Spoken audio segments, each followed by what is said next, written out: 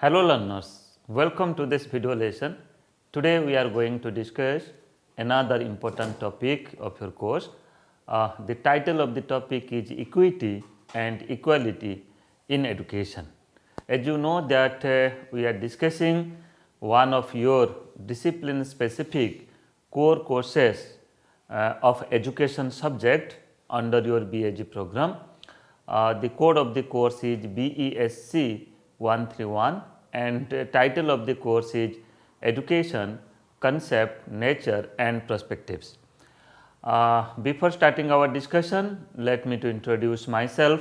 I Dr. Niradhar De, Associate Professor, School of Education, Indira Gandhi National Open University. Welcome you all to this video lesson. Friends, presently we are in the 11th module of your course. The title of the module is Issues and Concerns in Education. In this module, 4 important lessons are there, like access and enrollment in education is the first lesson. Already we have discussed in our earlier video lessons. Then further retention in education is the second important lesson of this module. We have also discussed this lesson. Then the third lesson is enhancing quality in education. We have already discussed this lesson. And today we are going to discuss the fourth lesson of this module, that is equity and equality in education. Before starting our discussion, let me to focus upon some of the important learning outcomes from this lesson. I am very much hopeful that after going through this video lesson and after going through the content which is given in this module, you will be able to explain the concept of equity in education. You will be able to critically analyze different dimensions and causes of inequality in education, and further you will be able to discuss the measures for achieving equity and equality in education. So friends, in learning outcomes, here the most focus point is you have to understand the very concept, very philosophy, the very understanding of equity in education, and further you will be able to understand that what are the different dimensions and what are the different causes that are create inequality in education. And further, another important aspect is what type of you can say measures that can be taken care of for achieving equity and equality in education. I am hopeful that surely you will achieve these learning outcomes. Now friends, let us focus upon the very concept of equality in education. Friends, before starting our discussion, let me to focus upon these two terms, that is equality and equity, or equity and equality.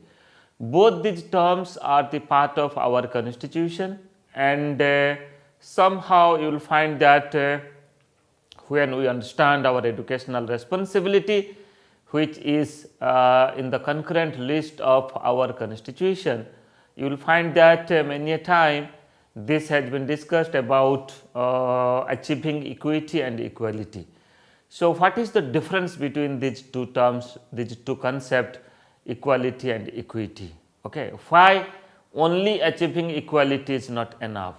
Why equity is one of the precondition to achieve equality? So all these important aspects you should be clear of it, and basically this course and particularly this module will help you to understand and further to practice this philosophy, practice this concept in teaching learning process.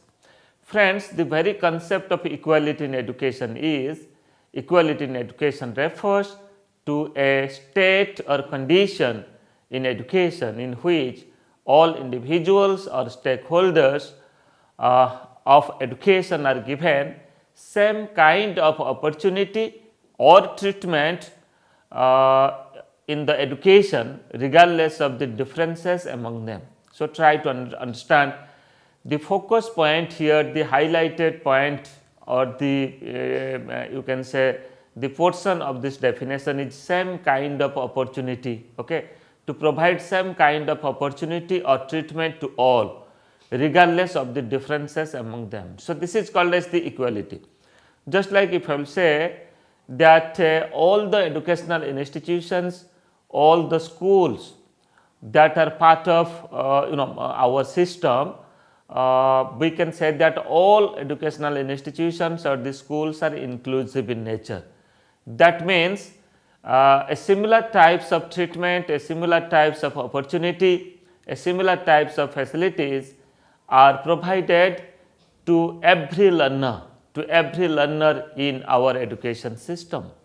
It means regardless of the differences among them, differences may be in many spheres, in many aspects, so far as gender, so far as languages, so far as diversities in culture and other practices. Okay. And even if you can say the mental ability of the learners are concerned, you can also say that the demography of the learner is concerned. You will find that some are coming from the rural habitation and other are coming from the urban habitation. So, here when we talk about equality in education, it focuses upon irrespective of the diversities, irrespective of their differences, all the learners will get a similar type of treatment, a similar type of opportunity to pursue their education. On the other hand, the concept of equity in education, it says that equity in education refers to a state or condition in which in education in which individuals or stakeholders or the education are provided opportunity or treatment in education according to their needs, interests, abilities and capacities. Try to understand. So far as the concept of equality is concerned, so all were getting a similar types of facilities irrespective of their differences, irrespective of their diversities. But here when we talk about equity, we focus upon the individual ability. Okay. It may be in terms of their interest, their abilities, their capacities, their intelligence, their creativity, their aptitude and their need. So, here opportunity should be provided as per one's need, one's interest, one's abilities and one's capacity. You will find that there are individual differences among the students, among the learners. Okay. No two learners, no two individual, no two students are equal. Okay. You will find that they may be different in terms of their mental abilities, in terms of their physical abilities, in terms of their aptitude, their interest and other mental traits are concerned. Okay. So, here equity says that first of all we should understand the child, first we should understand the learner and then after as per their need, as per their ability, as per their capacities, as per their aptitude, we should provide them the opportunity. So, that is why the speed or you can say the speed of every learner is different. Okay. You will find that even if in a classroom you will find a group of learners are slow in achieving the things and you will find a group of learners they are very efficient and they are very or you can say they are the excellent student. So, that is why if you will provide a very minimum effort to them, they can also grasp the things, they can also understand the things. But equity says that only you will focus upon you can say those are at the above average stage or those are in the stage of excellent, very good. Then what about you can say the strata of the students, those are really slow learner, those are really take you can say more time to understand a concept, to understand certain things. So, that is why equity says that we should understand each and every individual, each and every student, we should understand their need, we should understand their interest level, we should understand their abilities and their capacities. Then accordingly, we should provide them support, accordingly we should provide them certain facilities and opportunities. This is the simple difference between equality and equity. Further, let us try to understand more about the concept of equality and equity by putting certain example. Okay. So, I can say that providing same education to all children is equality, whereas providing education to each child according to his or her interest, abilities, needs and capacities is equity. Okay. So, definitely we consider all individual, all children in the school equal, but at the same time you will find that all are not achieving the same way, irrespective of similar type of treatment, irrespective of a similar type of content and similar type of curriculum. So, it shows that there is individual difference, it shows that there is a difference in their interest and their abilities and their capacities. So, accordingly we have to design our teaching and learning process, accordingly we have to design you can say our assessment practices, so that each and every learner should take the benefit of it. Further, if I will give another example, just like providing the same amount of stipend to all children is equality. If you are providing stipend to the children or certain scholarship to the children, and when you are providing same amount of stipend to all the children irrespective of their diversities, irrespective of their differences, we can say that yes, we are just practicing the concept of equality. But providing the amount of stipend to the children by considering their performances, class or stage of study, socio-economic background, etc. is equity. Try to understand, very beautiful example. So, here if you are providing stipend, we should see that whether the particular student, particular child is really need certain stipend or not, really needs certain scholarship or not. You will find that the group of learners, they are coming from different socio-economic background. Some are coming from a elite class, and you will find that a group of students are coming from a low socio-economic strata. So, you just tell me the stipend is required for whom, whether it is for the elite class, the students coming from elite class background or the students coming from a low socio-economic background. So, equity says that we should justify the system, we should justify the facilities that we are providing to the learner. Okay.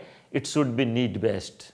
So, if we do so, we can say that yes, we are just trying to achieve equity, but simply without considering their differences, without considering their diversities, if we equally divide, if we equally you can say distribute this stipend to the students, then we can say we are just doing the equality. Further, implementing the same curriculum in educational institutions of different region of a country is equality, whereas implementing the different curricula in educational institutions of different regions of a country according to the requirements of the regions of the country is equity. Try to understand. So, here you see it is a beautiful example, same curriculum, implementing the same curriculum in educational institutions for different region of a country is equality. We have developed a curriculum and we just implement the same curriculum in every region. In India, you will find that we have different region. We have eastern region people, we have western, so far as different region is concerned, eastern, western, northern, southern and central region. And if I will say about the states that belongs from different region, if I will give the example of the states of southern India, it may be Tamil Nadu, it may be Kerala, it may be you can say Andhra Pradesh, it may be Telangana, it may be Goa and Karnataka, you will find that they have a similar type of practice of culture. Okay. And if I will give the example of the northern India, it may be Jammu and Kashmir, it may be Punjab, Himachal Pradesh, it may be Delhi, Uttar Pradesh, Uttarakhand. You will find that here the culture is also different. Then accordingly northeast states, it may be Mizoram, Manipur, you will find that Assam, you will find the culture is different. Even if in the eastern India, Odisha, West Bengal, the culture is also different. In the central India, you can take the example of Madhya Pradesh, Chhattisgarh. Here also the culture is different, diversity is different. Then accordingly in western India, maybe Maharashtra, Gujarat and other states. So here when there is many diversities in the country so far as language practices is concerned, so far as you can say living standards, so far as art and craft is concerned. So why a single curriculum can be implemented across the country? And if a single unified curriculum is implemented in the country in all the region, then we can say that yes, we are just doing for the equality of the learners. Okay. But if we prepare curriculum keeping in consideration of the regional importance, regional practices, just like art and craft used by the states in southern India, art and craft language used by the northern India, by the eastern and northeast India, and at the same time the western India. Here you will find that there are differences, there are diversities. Then accordingly, many important aspects you will find, many important things you will find may be related to language, may be related to art and craft, and may be related to science and technology, okay, may be related to language also. They have their rich practices and it should be somehow addressed in the curriculum. And if the curriculum addresses the local issues, the regional issues, and if that curriculum is practiced for that reason, for the better benefit of the children, for the better benefit of the students, then we can say that we are practicing equity. So this is the difference between practices of equity and equality in education. Further, to establish more relation between equity and equality in education, I can say that equity acts as a precondition for achieving equality. Okay. So, for achieving equality, equity helps. The true sense of equality, we can say that when we consider all the individual equal, all the individual are equal, but at the same time we also understand the strong point and weaknesses of each and every learner, each and every individual, then according to their need, if we provide the facilities, if we provide the support.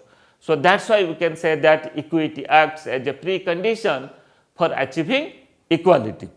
Further, equity promotes need-based and fair provision of resources. Try to understand. Equity promotes need-based and fair provision of resources.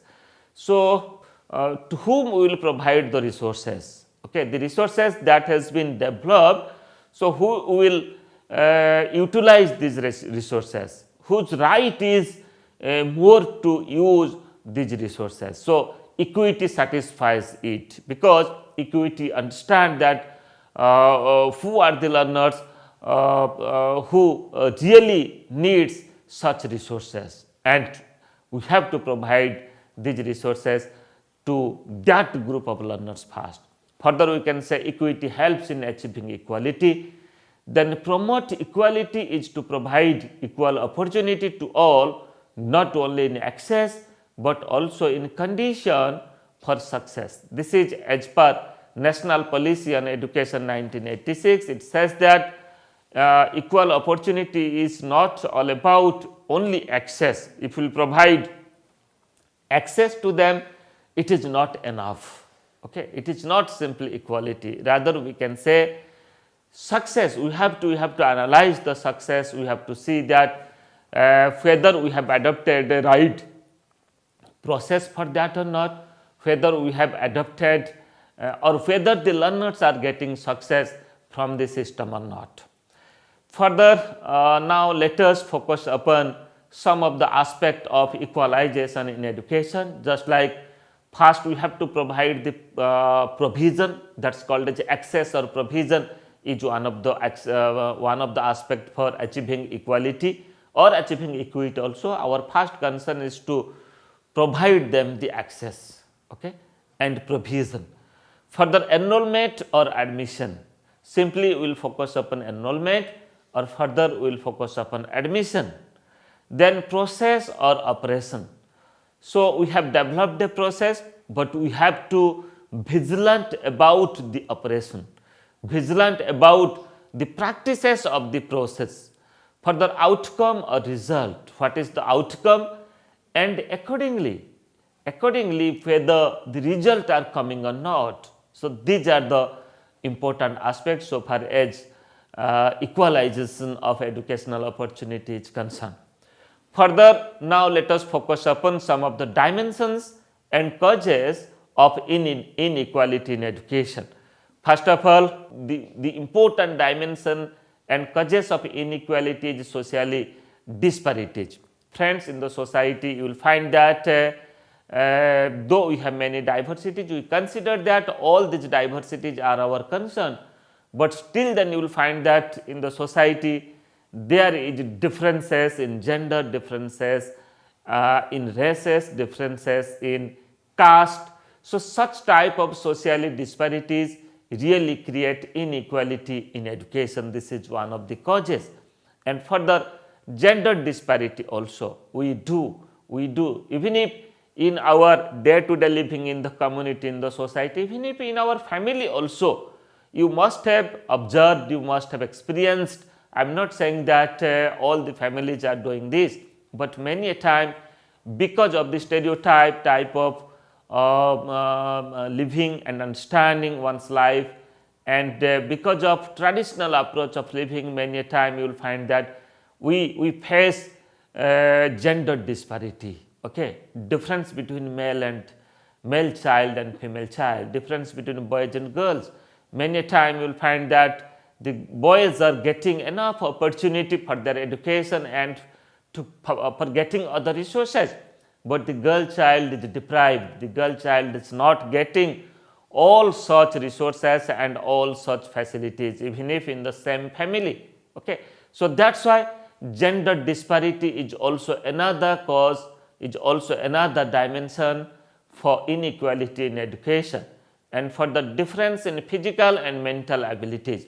So, many a time I have already said that no two individuals are equal, though you will find two individuals are physically more or less same, but so far as their attribute is concerned, so far as their mental abilities are concerned, so far as their understanding in different aspects is concerned, you will find that they are really different.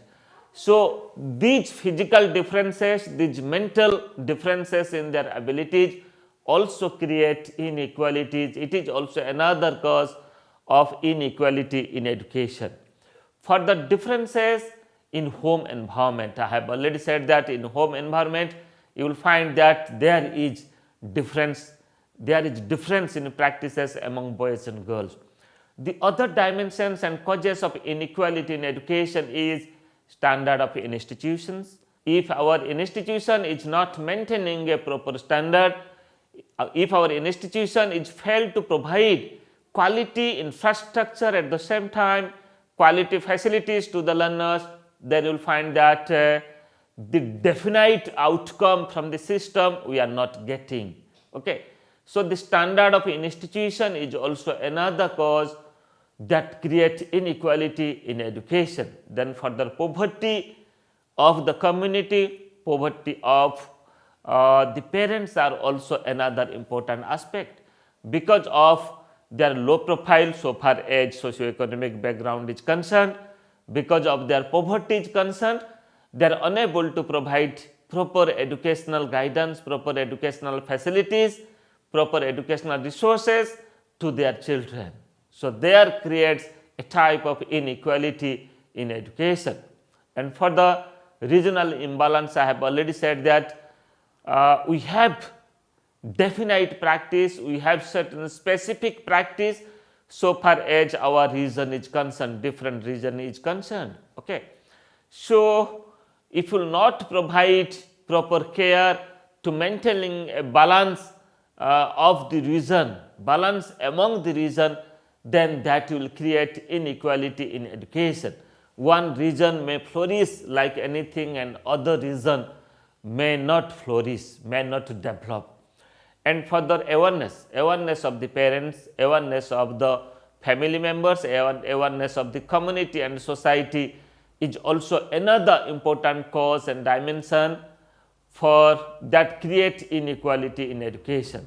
The other dimensions are educational administration, the administration that we provide to our school, to our educational institutions. Okay.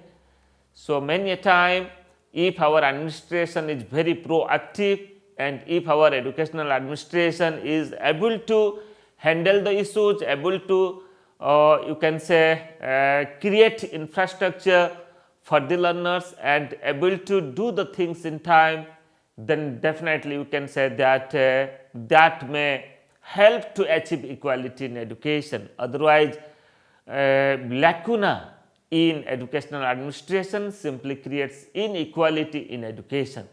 Further, community participation is also another important cause, socio-economic status, then policy provision in education, that also creates inequality. Many a time you will find that policy says one thing, but that has been uniformly implemented across the country. Okay. You will find that if I will give the example of the education commissions, I can take the example of NPE 1986 and at the same time the recent commission, that is NEP 2020, National Education Policy 2020.